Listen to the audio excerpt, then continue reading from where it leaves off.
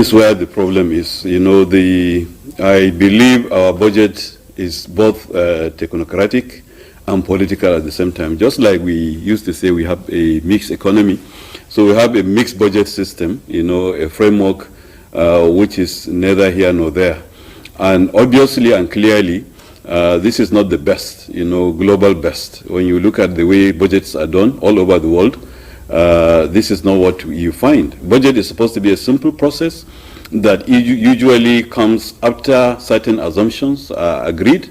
Especially for us here, the basic thing usually is to say what will be the likely production of oil, how much what will be the exchange rate, how much are we likely going to be selling our petroleum and all that, those assumptions, and then inflation and all those assumptions. Those are the normal things.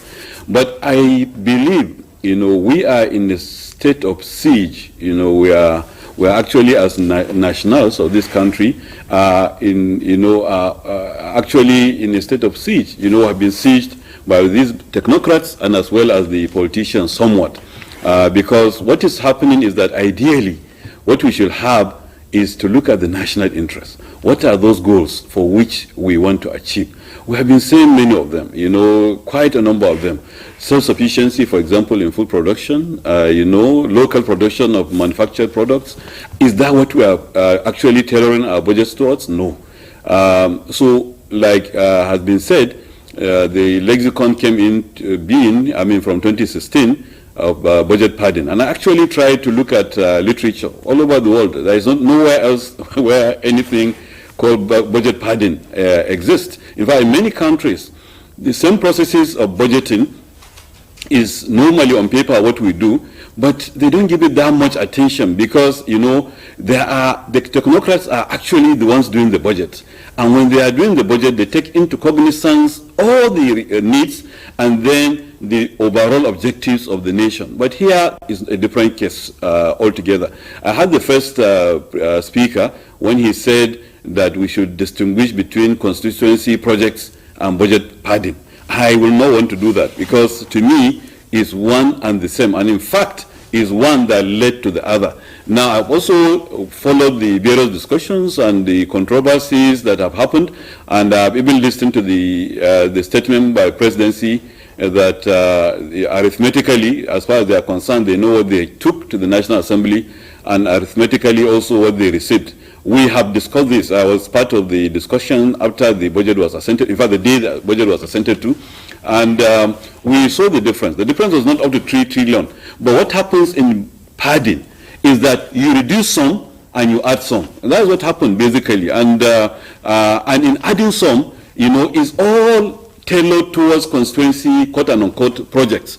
And many of these projects are learned all over the country, like the second speaker said, all over the country, some of them unfinished, some of them finished. You don't know whom to hand over to. You go and build shops, for example, in your local government.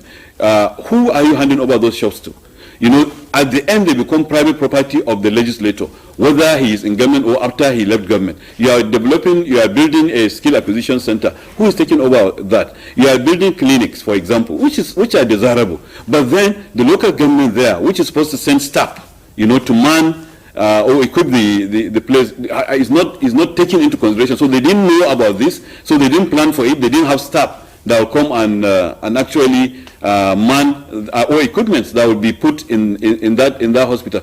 All that these people are concerned is what they get out of it. Let us tell ourselves the truth. And it doesn't matter how the international community sees us, because I had the first speaker saying we are like more or less, exposing ourselves to ridicule. We are exposing ourselves. If our legislators will continue to do this, if our politicians will continue to do this, then we are exposing ourselves. Let us do the right things. It's in the name of constituency or so-called constituency projects that people insert projects. I have seen, for example, a particular project, a constituency project by one of our legislators that went all the way he's a representative member in Kaduna, a local government in Kaduna State, but went to Dusama, Federal University Dusama, and said they put a budget there for a remedial school, to be established in his local government, to be manned by Dusama. When, of course, we have federal universities here, in Kaduna. We have institutions here that could do it. So all of this is just corruption. I mean, we can call it anything we want to, but the truth of the matter is there is no difference between constituency projects and budget padding. All right.